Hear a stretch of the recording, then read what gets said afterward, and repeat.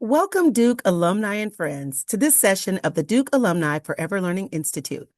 I am Tish Futrell, the Director of Academic Engagement on the Lifelong Learning Team in Alumni Engagement and Development. And I'm thrilled to have you with us today for Why Do the Humanities Matter?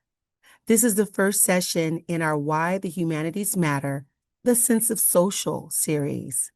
This session explores the unique experiences and values that define our humanity, and we will have time for Q&A at the end. So feel free to drop your questions in the chat as you think of them. You will also be asked to complete a brief survey at the end of this session. And to moderate our program today, we are joined by my colleague, Michel.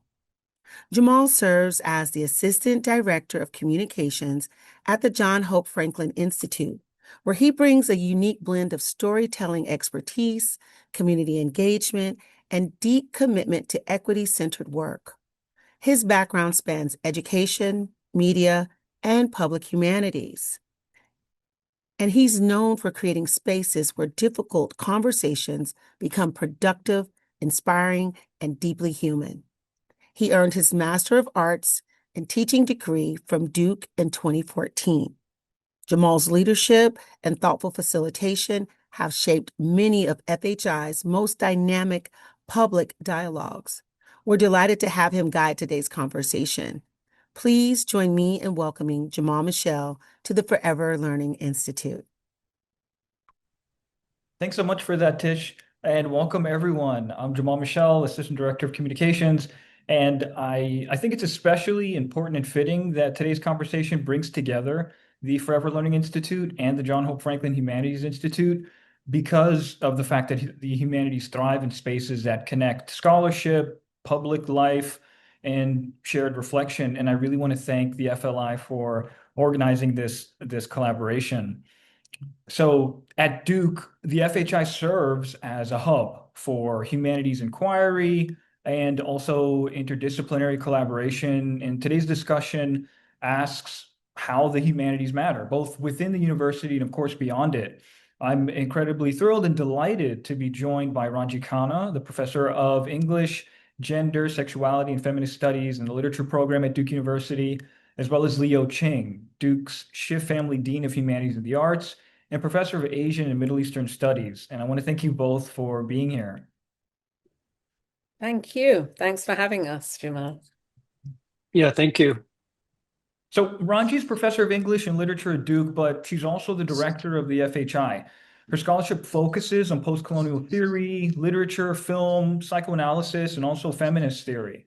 She's the author of Dark Continents and Algeria Cuts, with the new book, Asylum, the Concept and the Practice, forthcoming in November. Leo is Professor of Japanese and East Asian Cultural Studies in the Department of Asian and Middle Eastern Studies and the Schiff Family Dean of Humanities and the Arts at Duke. His research interests include empire studies with a focus on the Japanese Empire, post-colonial theory, and theories of globalization and regionalism. Ranji, I just wanted to briefly turn the floor to you to talk a little about your work in the humanities. Sure. Thank you. Thanks very much. Yes. Well, thanks everyone for coming today for this lunchtime conversation, and thanks Tish for inviting us to do this, Jamal for hosting. So my work in the humanities is extensive. I've been at Duke for 26 years now. And I taught before that at the University of Washington and at the University of Utah. I have always been part of an English department and a gender studies program that gender studies has gone through various names over the years, but let's just stick with gender studies as its easiest formulation. And I have been directing the John Hope Franklin Humanities Institute now for 7.5 years, I believe. And I think I have the best job at the university. Why is that, you might say? I think, well, it's because I find that I am meeting my colleagues and students when they are most interested in expanding the work that they do, the scholarly work that they do, to share their ideas with their colleagues and their students and the public. and to understand further what it means to study how people have made sense of the world that they live in and how that is in evidence through literature, through art, through music, through the study of language, through a sense of the historical. So at the FHI, as we call it, we organize events, we organize humanities labs.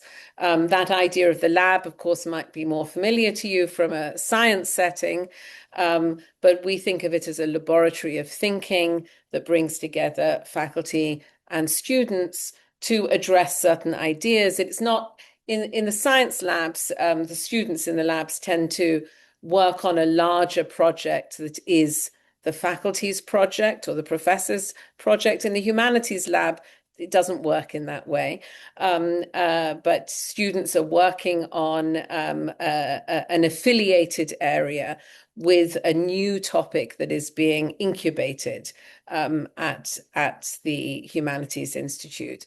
And we engage a great deal with Duke University Press and with the Duke Libraries to make sure that the scholarly enterprise can be both maintained and also made available to scholars who need it to understand a rich history of the humanities enterprise.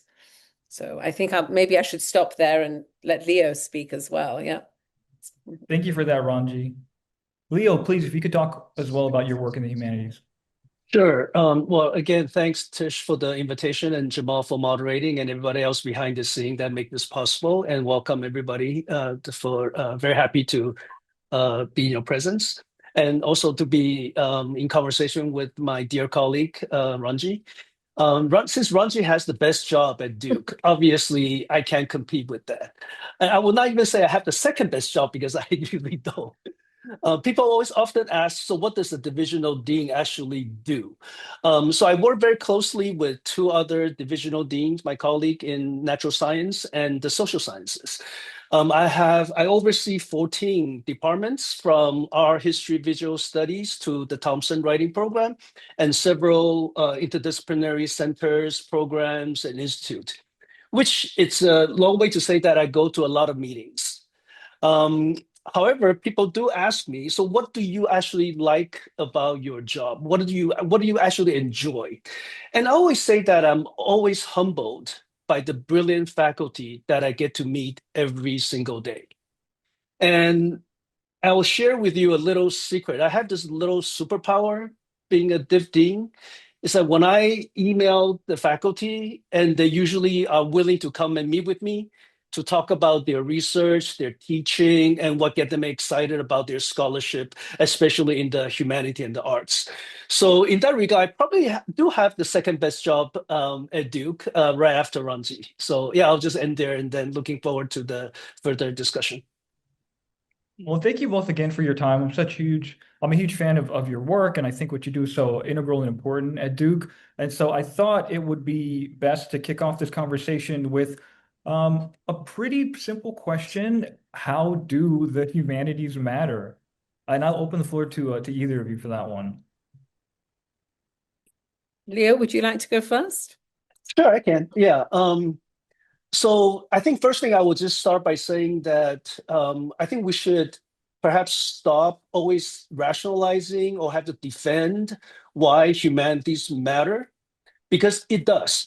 Not just to the future, I mean, not just from the employer's point of view, but for people, successful entrepreneurs, people who had, sort of interesting careers. And let me just give you a quick example. So a couple of weeks ago, Duke's Medieval and Renaissance Studies invited 3 alumni, an orthopedic surgeon, a CEO of a hedge fund, and an Episcopal priest to talk about the values of humanities. It was joined by other faculty, students, and the speaker talked about their successful career and how humanities, their training in humanities impact them their career. And of course, they talked about the typical things that we will cite as important skill sets, such as critical thinking, writing short, long forms. I mean, even long forms are perhaps getting more scarce now. But also how to communicate, how to talk to people, how to accept differences, different topics, different conversation, difficult conversation, and so on and so forth. However, what I thought was most interesting is that for most of these people, the humanities training is not just for one to have a successful career, but rather it's a lifetime learning. The continuous curiosity, what the humanities and the arts continue to offer them. And one of the things that really struck me was the orthopedic surgeon when she talked about the difficult time that she faced during COVID. She was working in the hospital, meeting people with severe illness and deaths. And, for her, it's like, how do I make sense of this? And I think Ranji touched this earlier about how we understand the world, right? In other words, how does art and humanity allow us to understand our current condition, our past and the future? And she talked about how the COVID situation drove her back to her studies about how different cultures and histories cope with various forms of death. And then also she went to the galleries, the museum, to look at arts from the medieval, from the Renaissance period that allows her to feel, in her words, human again. So I think what is so important is that what we don't talk about this enough is that the humanity and the arts are not only sort of useful in a very instrumental, narrow sense, but they are part of something that allow us to process our experience, to make meaning, and to remain human in moments when that feels most fragile. So that to me, I think why humanity matters. So I will pass on to Ranji. Yeah, sure. Thank you. Yes, I see that there was a question that came up about whether all students should take courses in the humanities, and which is another way, I think, of asking the question, why does the humanities matter? And I would say yes, they should take courses in the humanities.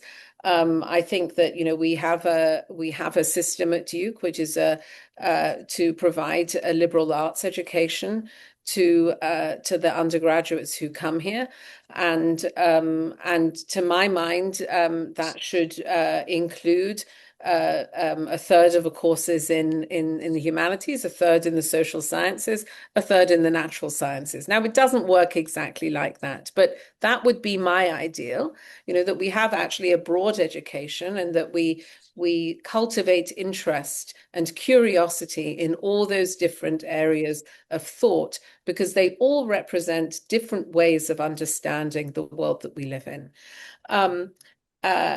Now, again, why does the humanities matter? Well, I think also I would want to say the same as Leah. Well, it just does matter. It has mattered.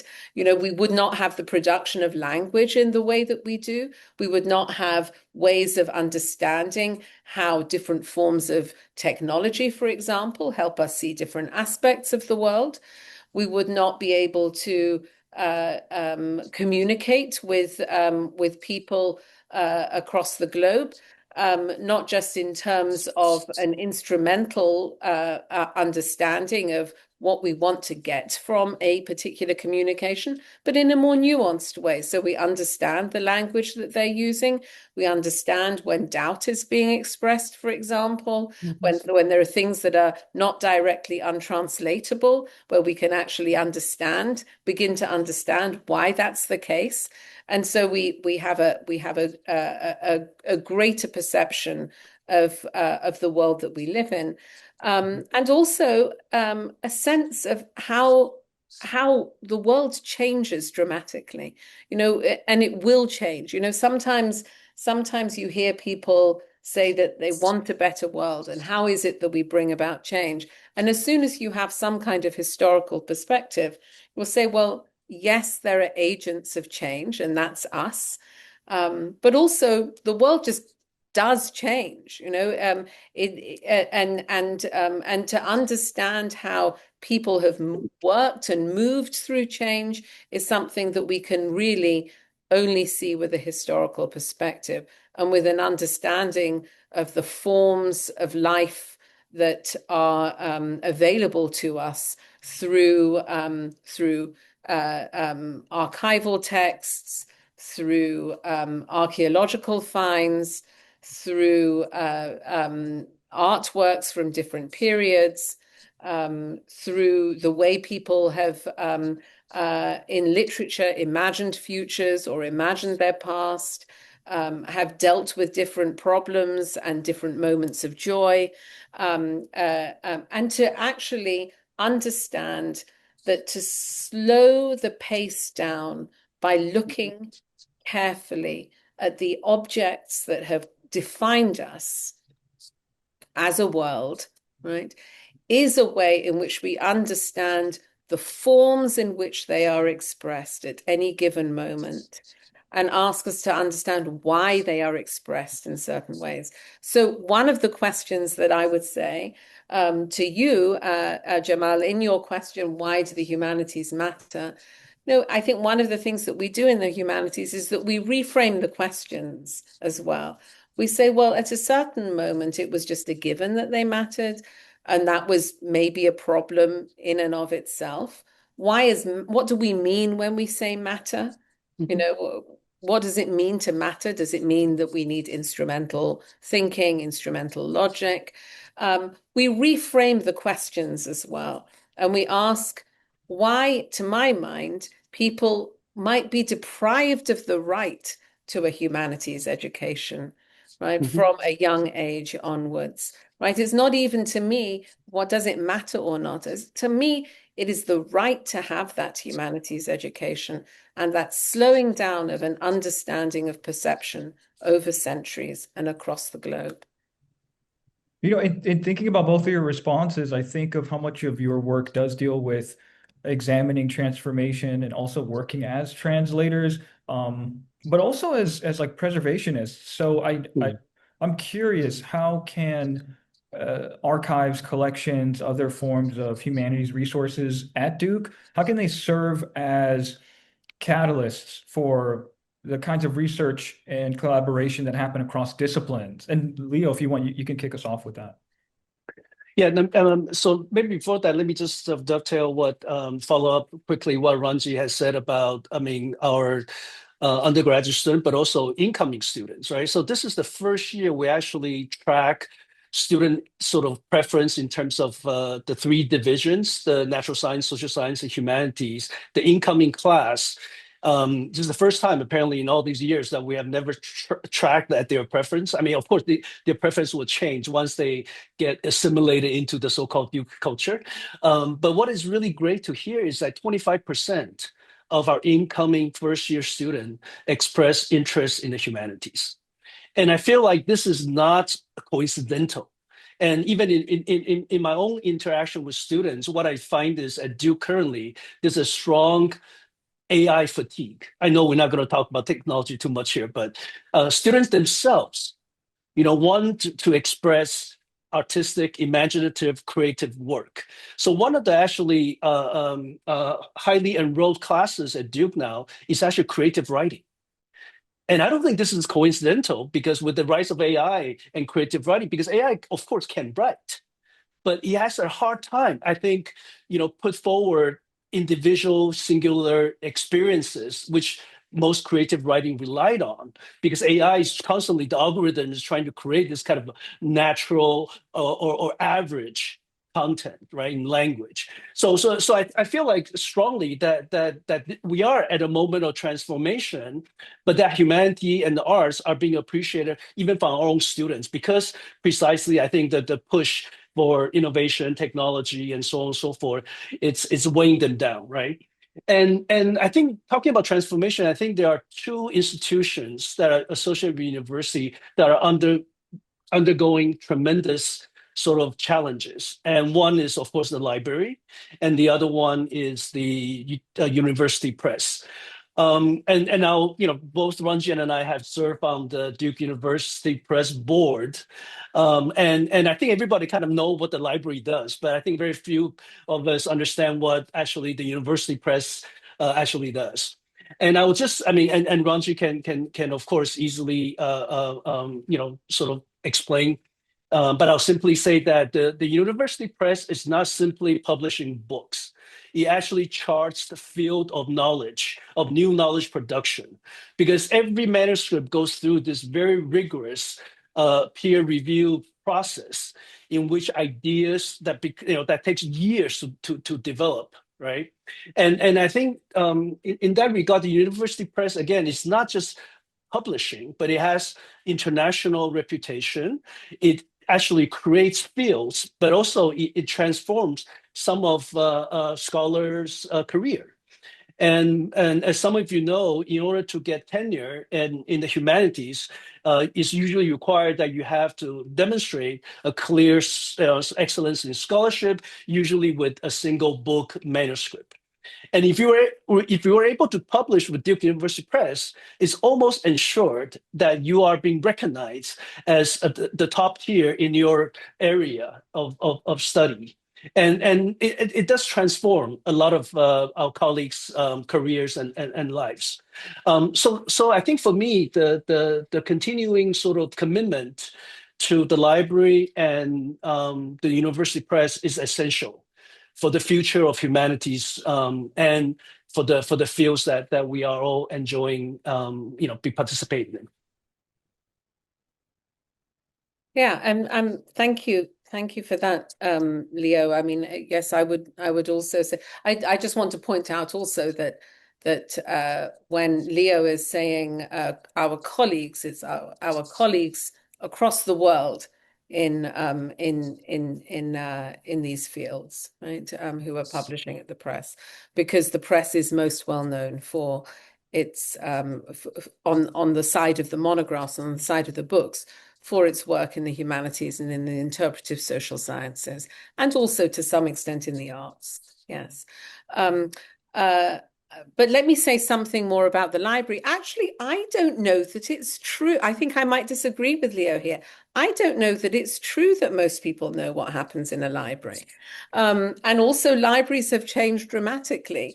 I mean, I think that, we have thought maybe that libraries are sort of storage units for books and journals, and they are ways that we make that knowledge available to people. But actually, libraries are also, they are archives that take on the role of deciding what should be included and what should not be included, right? In a repository that will then be accessible for ideally centuries to come, right? And the work that is done on that involves a great deal of specialist knowledge. It involves understanding languages, right? I mean, I think that in many fields, particularly in the sciences, right, there is this dominance of scholarship of Anglophone scholarship that is produced in the English language, right? But that's not the case in every field, of course. In the humanities fields, we think it incredibly important that we read, and we're responsible to the scholarly output of work that is done in other languages. And our librarians, who are specialists in these areas, obviously need to have those languages. They need to have a sense of the scholarly traditions in particular cultures, that aren't necessarily national ones, right? But they are sometimes regional ones. They are sometimes international ones. They have to have an understanding too of the way in which, for example, national borders do actually affect the way in which you collect and you don't collect as well. And the space of the archive. I will tell you a story about this. I was looking for an article by the late Fred Jameson, who was an esteemed colleague of ours here, who taught here from the mid-1980s until 2024 when he passed away. And he was in many ways the most important literary scholar of many generations actually in the world. I mean, this is not really this isn't an exaggeration. I mean, if you ask many people around the world who their top 5 were or who the top 10 were over the last century, Fred Jameson would in all likelihood be named as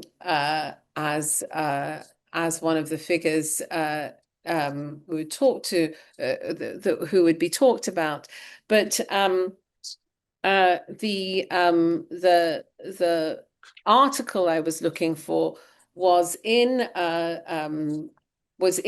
a journal that was little known, that didn't last for very long, and it was on a microfiche, right? And knowledge of the microfiche involves the understanding of a whole different technology, right? I had 2 librarians helping me. Right? This is the only way I could get a hold of this article. I had 2 librarians helping me for 2 hours, trying to look through something that was actually poorly catalogued at the time that it was archived, right? Not by Duke, actually, because this was an archive that had been sold to Duke at a certain point, right? And we were working through this together.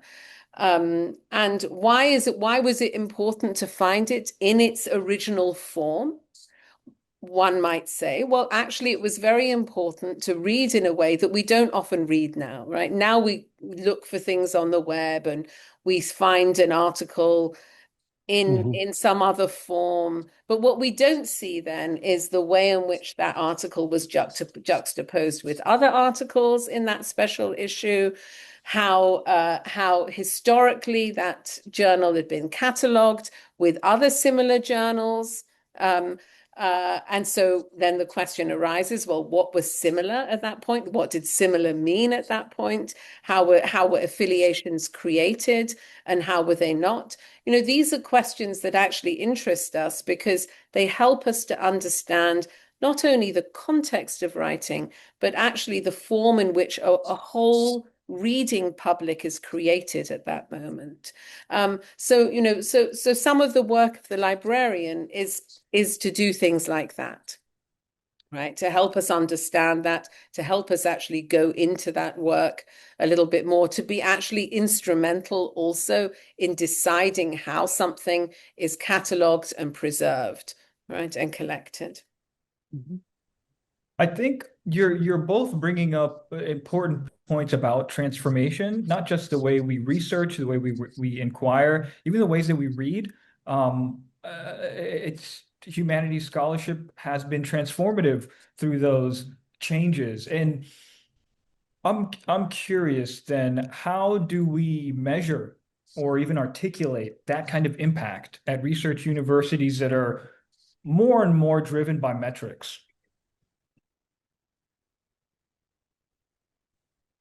Yeah, I mean, I'm happy to just mix it up and go first this time.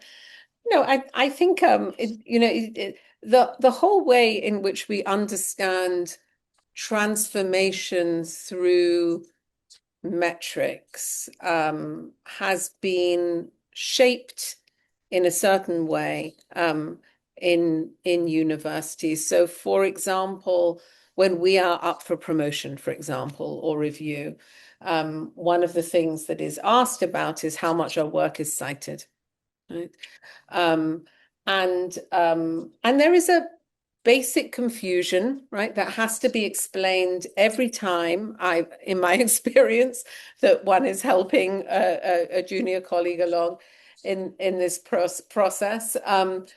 That actually, when you look at citations in the humanities, for example, they go on for years years and years, decades. It may be 20 years before a work actually reaches a certain level of recognition and has more and more citation. Whereas in the sciences, very often what you have is this sort of massive amount of citation within the first 3 or 4 years, something, but then, 25 years later, it's not really cited, right? Because actually there's this idea that everything has moved on. Now, when we talk about transformation, we don't think about moving on in the same way, right? We think about the ways in which at given moments, the form of scholarship that is produced is going to lead to ways of questioning the material that we're looking at. And yes, we build on each other's scholarship. Absolutely, we do. But that does not mean then that we replace it, right? Which is, one of the reasons why we still read, philosophers from I don't know, from like the 16th century, why it is we still go back to epics from the 7th century BC, or why it is that we are looking at religious texts, not only in terms of an exegesis for religious reasons and for our own spiritual growth or something, but as historical products in and of themselves. And so transformation, I think, does actually mean something different. We actually try to understand what transformation means. What is the process of transformation? Now, in terms of, if we're looking at metrics, we're always going to be limited in a certain kind of time frame. We won't be able to have the larger picture of the way in which change happens in society and in scholarly movements, or in artistic movements, how we periodize certain kinds of say literary forms, for example, how we understand what the cinematic century was, how we begin to think about whether we still have cinema or we just have film now. These sorts of questions around transformation are actually, they're longer questions in many ways. I mean, to my mind, if we were taking that question at its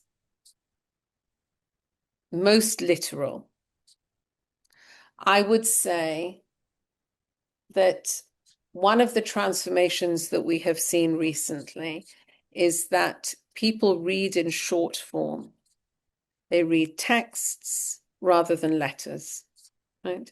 They read summaries rather than entire books or articles. And I'm not only just talking about AI here, right? In general, there has been this compression into a shorter form. And to my mind, well, not just to my mind, I mean, I would say that this is something that we study more broadly. What that has meant is that actually our students don't have the habit that, say, maybe Leo and I had, of reading in a longer form and seeing slowly how people made sense of something, right? To my mind, this is linked to the forms of anxiety that we have as a pandemic today, right? If you actually don't have ways in which you can understand how people have thought through the complexity of the world that they live in, that they don't divide things into good and bad or simple oppositions, because actually, sometimes there's good and bad, but more often than not, most things are nuanced, right? And you only see the nuance in longer form, with a kind of sensitivity to the way in which language or color or framing or motif might draw your attention to that. we can see that a transformation is something that, we don't just decry or we don't just celebrate, but we see how it actually affects mental life. Yeah, well, I just want to add that I took transformative literally in the sense that what I consider humanities or the artistic scholarship that's transformative is that it challenges us to rethink our existing and normative categories. So, for example, Ranji talked about Frederick Jamison's long career. I mean, one of the many things that he did was publish this book called The Postmodernism, The Cultural Logic of Late Capitalism. It was one of the bestsellers for Duke Press, I believe. And I think it was transformative in the sense that it did not simply just think about artistic forms of humanities inquiry in like separate from economics, from sociology, from other aspects of the world, right? So I think part of what was transformative that it allows the humanists and artists to take on postmodern as a category and be able to use it in our own terms, rather than assigning that simply to other sort of disciplines and so on and so forth. And I also think about, for example, speaking of art, sort of more of the antiquity and older text. So I think about Emily Wilson's translation of the Odyssey. If some of you may not know, she's the first woman to ever translate the Odyssey into English. She not only sort of, in terms of her translation, to inject her own sense of the rhythm, the pitch of the poem, but also, really focus on the gender aspect of the Odyssey that has been ignored by dozens of translators before her. So in that regard, I think these, two examples for me, it's really transformative in the sense that because it really challenges the way that we understand what is the normative, what is the accepted, what is the common sense, right? So and that to me that humanities scholarship, it's really important in that regard. And I think it's important too to challenge that status quo because history is not this clean binary. It is very messy. And I think I wanted to tack on real quick before we transition to audience questions. You can both just riff on this for the last couple of minutes. In what ways ultimately does a humanistic inquiry deepen our understanding of things like global challenges? And I mean colonialism, public health, climate change, the history of enslavement. How does that help deepen our understanding of those? Yeah, maybe I'll go quickly here. So I think for me, one of so let me begin by I don't know if you heard from St. Almon's most recent argument that in the future, intelligence would be like utilities, right? That we pay and then like a meter they can measure and so on and so forth. So that I think is relevant here is because is that the future that we're imagining? Right. And Sam Altman has also said in his much earlier manifesto that AI will liberate us from not from labor, right, but from other work, and then allow us to enjoy art and creative stuff, write novels, and so on and so forth. But if we have already outsourced our intelligence to AI through a utility with a pay-to-go format, even we have time to how are we going to have, even we have the time, but how are we going to think what is art, what is creativity, what is imagination, if that's already outsourced, right? So I think for me that what's really important here, and Ranji mentioned about the long form, right? I wouldn't say the short form is not conducive to thinking because I think about the haiku, for example, is very brief, but then it really allows one to contemplate, to make sense of the rhythm of the characters and so on and so forth. And what I think for me, in terms of thinking about these larger question of migration and climate change and whatnot, is really, what humanity allow us to do is to be reflexive, to be introspective at a time when introspection, apparently, according to some of our AI overlords, it's not necessary. right? Because in a way, introspection allows us to think about our limit. I mean, that even the knowledge that we possess is circumscribed by history, by certain particular condition, and so on and so forth. And the other one that's related to the kind of self-reflexivity is the idea of relationality. That somehow we're not simply alone on an island, that we are connected with other human beings, with non-human, sort of living world. Unless we begin to think about ourselves, to be deeply sort of introspective about where we are, what we're doing, what is the future that we like, and how we are connected to the world, both with humans and non-human beings, is something that I think humanities will allow us to do better than maybe other disciplines. And perhaps that's the grandest challenge, to actually have some kind of form of relationality that is the priority of a field, and a form of relationality that is nuanced. Grand challenges is a phrase. I mean, as you probably know, it came up, there was an engineering conference. It came up in a day, and a few categories were named as the grand challenges of the moment. I'm not saying that they're not grand challenges. Obviously, the topics that you picked up there as ones that you would include in grand challenges like climate change, obviously they are major challenges for the world, and there are urgent questions that emerge from them.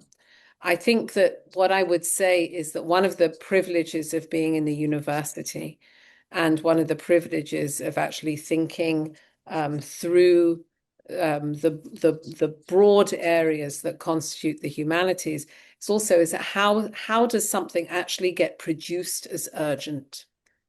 Why is it that the question of relationality with others in the world is not the most urgent question, for example, right?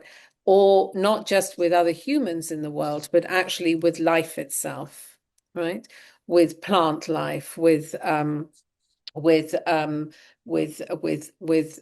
those who we think of as non-human animals.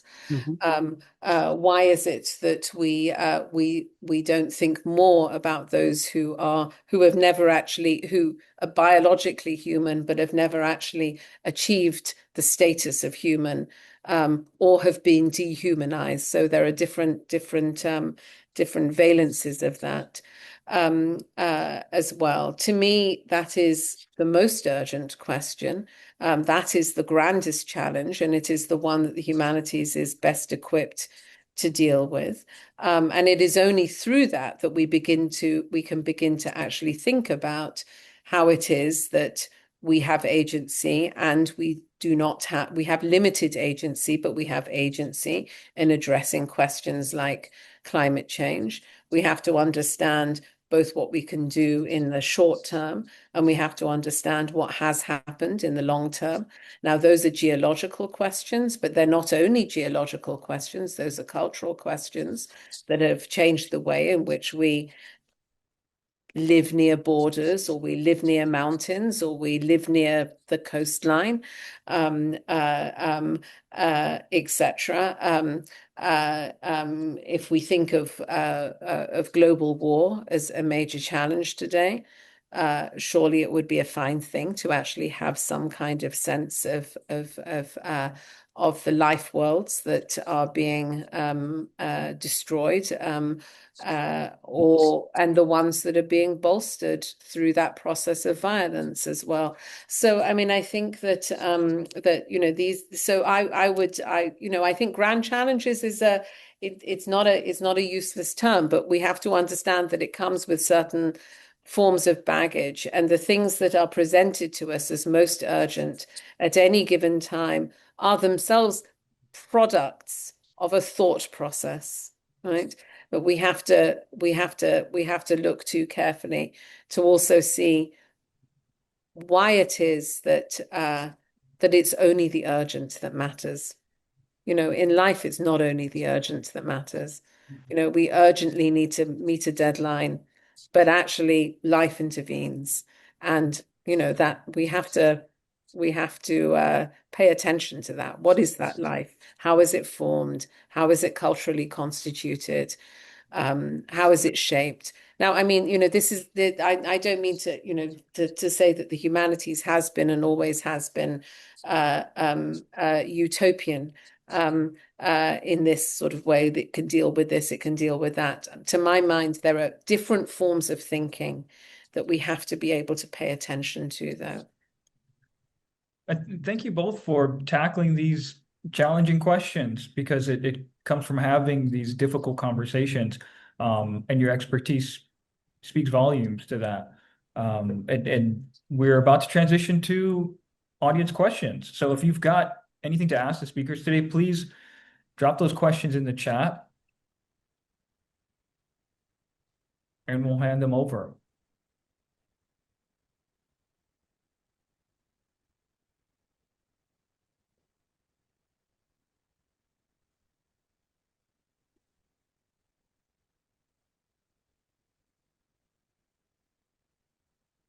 So one of the questions we have here,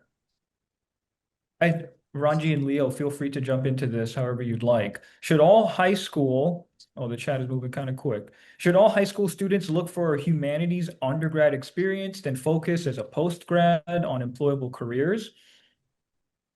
That's like me from the past asking you this, honestly. So let me just maybe quickly. So I just met with a prospective prospective student who was visiting from California, and he sat down in my office. We talked a little bit about him playing basketball, and so on and so forth. He loves the camera, and of course, right. And he said he's interested in economics and international relations. And then I said, sure, that's fine. You can come in with whatever idea that you have, but what we usually tell students that whatever you major actually doesn't matter. In other words, just give the example of the medieval and Renaissance workshop that I mentioned at the start of the version here, is that prospective employers look at your CV. Instead of looking between economics and medieval Renaissance studies, guess which one they're going to ask? They're not going to ask, oh, so tell me more about your economics major, right? But tell me, oh, Med Ren, why, kind of thing.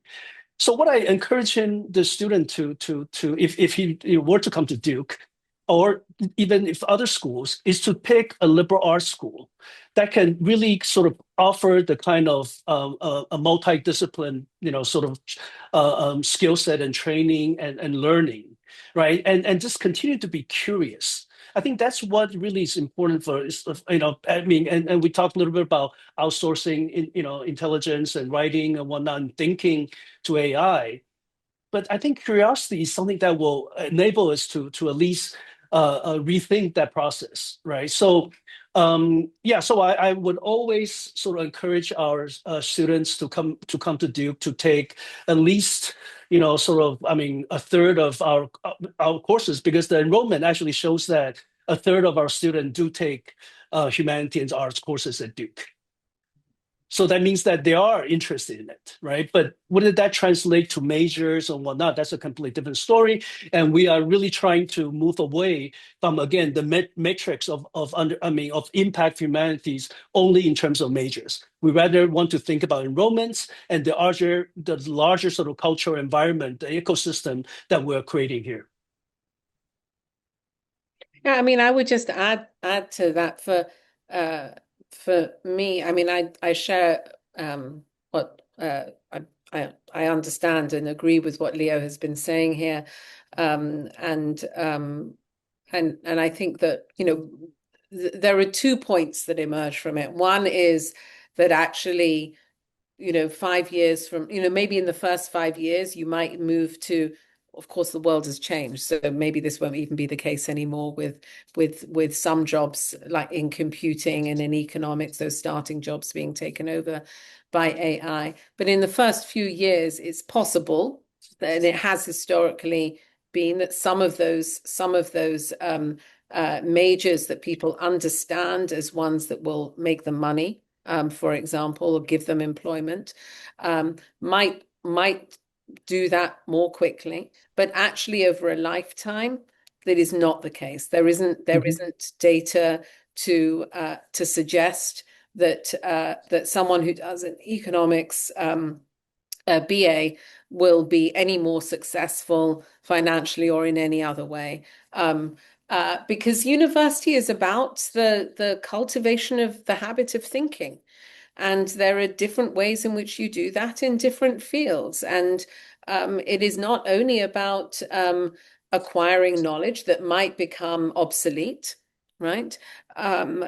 Certainly we see this in the technological fields, right? It's not only about acquiring knowledge. Yes, of course, it's also about acquiring knowledge, but it is also about the cultivation of thinking. So I think that absolutely everyone should be taking humanities classes. And as I said before, I understand it as a right. It's a right of a certain kind of thinking.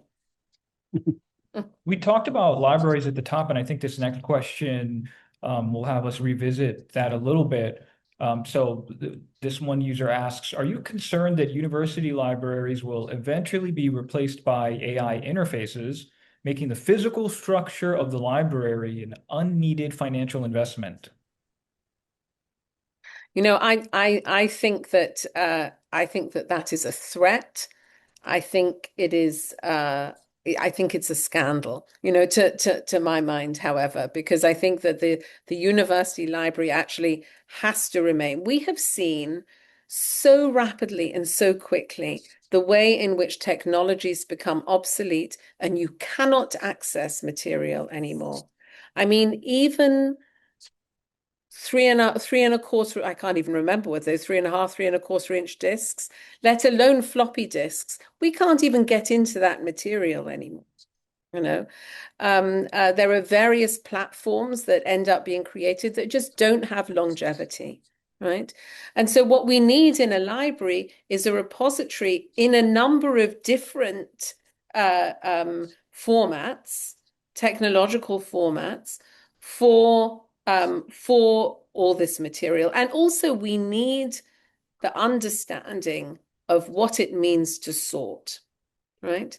What it means to archive, right, in a more complex way. So I think that it is a threat. I think that, you know, cuts to libraries actually do cuts to university libraries more generally represent a misunderstanding of what a library is, and also a very short have a very sort of short attention span when, you know, even I feel like I cannot actually access some of my own material anymore, you know, let alone the stuff that is archived in our libraries.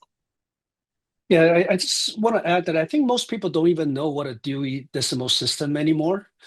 Again, that's not, I mean, you know, in case you didn't know, that's the classification. I mean, talking about having a sense of what fields of studies are, they are grouped under particular numbers, right?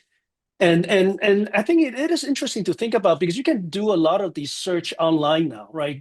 Whether it's through the library. I mean, that libraries has already moved to a very highly technological, accessible system, which is, I mean, fine.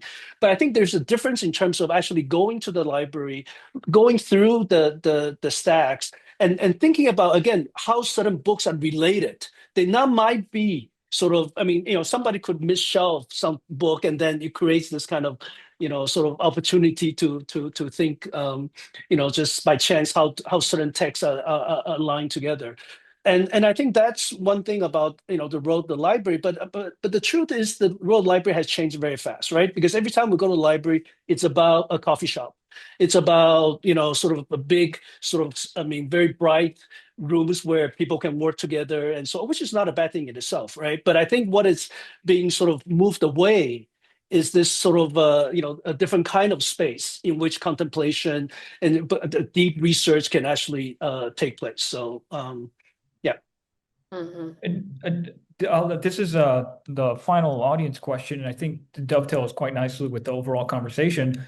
And this audience member is wondering what systemic changes can be made to the curriculum to better cultivate sustained interest in the humanities, considering how increasingly competitive the environment is for students. Well, I mean, I do think that this is something that actually has to be worked through through departments, through careful thought, through departments. We're not in, this isn't a popularity contest. Sometimes it does feel like that. And if we think about our students as our clients, we're going to be more inclined to think that way. But I think that some kind of faith in the fact that as professors have spent years in training and years of doing their work and teaching, that they actually know what it is that needs to be taught. That I think that it's important to maintain that kind of level of respect for the professoriate, right? For the profession to make those decisions. Having said that, of course, if we have to meet our students to some extent anyway, where they are, and we do this all the time. They come with their questions, they come with their interests. We have to understand that they spend a lot of time on their telephones now. And even if we say in the classroom there will be no telephones, as some of my colleagues do, we have to understand that their forms of thinking have been shaped by the world that sees others through a screen, right? Rather than in collectivity, in other forms of collectivity. And so we have to be able to speak to that. We do certainly, if we are going to an old text through a recent film or a TV program, why not? I mean, that's the world we live in. We also have a responsibility to understand the culture of the moment and how it might actually reshape and rethink the cultures of the past, right? We all live in this moment only, right? And I know we're out of time, so I'll be very quick. So as some of you may know, that we had just launched a new curriculum. And our last curriculum is called Curriculum 2000. So it's been 25 years to have new curriculum. And one notable thing about new curriculum is that we actually emphasize foreign language requirement. So usually it's 3 semesters. We actually added another one for people who have a higher advanced proficiency. But what is important about language learning is, and Ranji mentioned this earlier as well, is that it's not really about proficiency. It's not just simply about how you learn to talk to another person from a different, right? But it's really develop a sense of empathy, that you understand that you are a stranger in a land that you do not understand the language. And I think that is one of the things which I find extremely important about language learning. And then that's something that we are really doubling down at Duke than anywhere else. And that just sent a text, so yes. Thank you both so Wow. much for that. The responses were phenomenal. And thank you, the audience, for your questions. And I'll go ahead and turn it over to Tish. Thank you to Leo, Ranji, and Jamal for such a great session today, and to our audience for being with us.